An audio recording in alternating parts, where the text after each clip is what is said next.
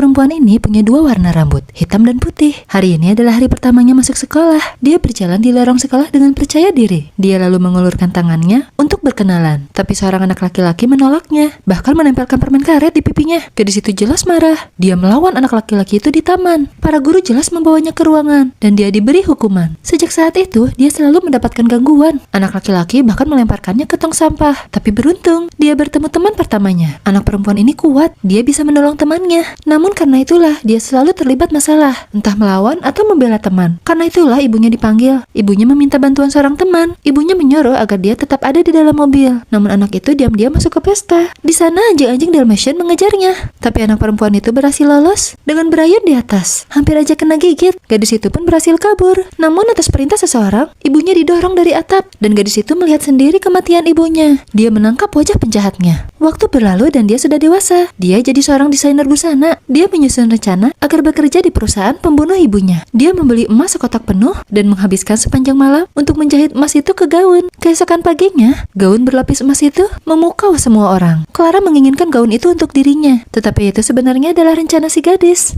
Suatu malam dalam sebuah peragaan busana, sebuah motor besar melaju cepat ke kerumunan. Begitu berhenti, seorang gadis misterius muncul. Gayanya yang berbeda menarik perhatian semua orang. Karena itulah semua kamera tertuju padanya. Sorotan untuk Clara hilang seketika. Tiba-tiba lampunya padam dan sebuah nama di dinding gedung tertulis nama Cruella. Semua orang terkejut dan Cruella pergi begitu saja. Akhirnya nama Cruella terkenal dalam satu malam. Di hari peluncuran produk baru milik Clara, sebuah mobil sampah berhenti di depannya. Detik itu setumpuk pakaian jatuh. Lalu Cruella muncul dengan penampilan baru, dengan desain gaun yang berbeda, dan tentunya luar biasa. Gaun itu dirancangnya sepanjang 15 meter. Pamor Clara di dunia mode turun drastis. Belum selesai. Di acara pesta mode di London, Clara tidak bisa turun karena pintu mobilnya terikat. Dan detik itu Cruella muncul. Dia meliuk anggun di atas mobil Clara sambil memamerkan gaunnya. Desainnya ala kerajaan. Sekali lagi semua perhatian media tertuju padanya. Keesokan harinya semua koran hanya memuat berita tentangnya. Badai mode Cruella menghantam dunia. Bos Clara marah. Dia menyuruh timnya untuk menemukan Cruella. Tapi gadis itu sangat misterius dan juga pintar. Polisi pun tak bisa menemukannya. Bos pun menaruh harapannya pada gadis itu yang menyamar bekerja padanya. Gadis itu sudah punya rencana. Bersama temannya, mereka masuk ke ruangan mode dan meninggalkan petunjuk palsu. Bos Clara panik, maka ia menyuruh semua gaun dimasukkan ke ruang khusus yang aman. Padahal itu adalah bagian dari rencana si gadis. Pada hari pertunjukan, begitu pintu besi dibuka, ternyata serombongan serangga keluar. Pengunjung jadi panik dan berlarian. Semua gaun mahal bos jadi hancur. Gaun berlapis emas itu ternyata adalah telur serangga. Yap, dengan cara inilah gadis itu diam-diam membalaskan dendam ibunya.